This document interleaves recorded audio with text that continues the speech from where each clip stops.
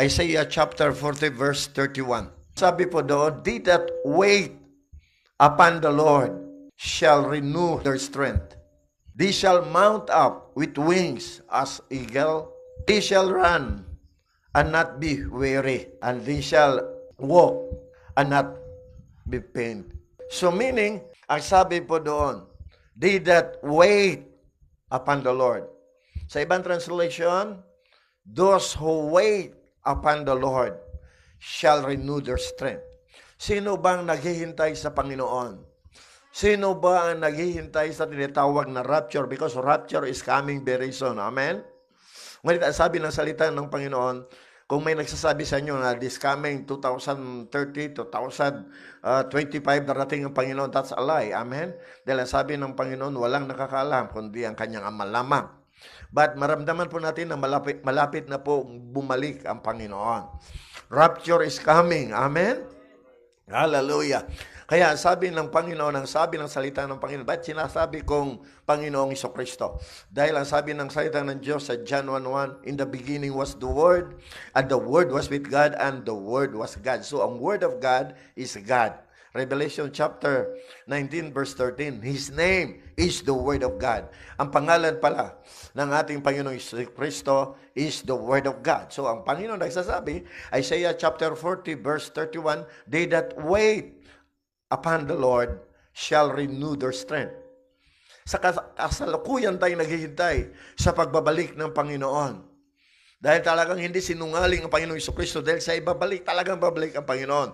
Kung sinabi ni MacArthur, General Douglas MacArthur, the 5th General sa US, ang sabi niya sa Pilipinas, "I shall return." Bumalik si MacArthur. How much more ang ating Panginoong Jesucristo, nang sabi ng Panginoong Jesucristo, "I will return." Amen? Ngunit ang advice sa atin ng Panginoon dito sa book of Isaiah chapter 40 verse 31, nang sinabi ng Panginoon, "They that wait upon the Lord shall renew." Renew. I-renew natin ang ating lakas. Amen? Ang ating spiritual strength, i-renew natin.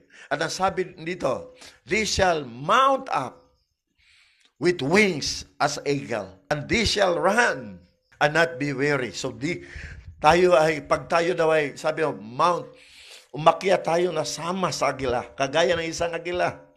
At tayo ay tumatakbo tayo, pero hindi tayo nanghihina. Amen?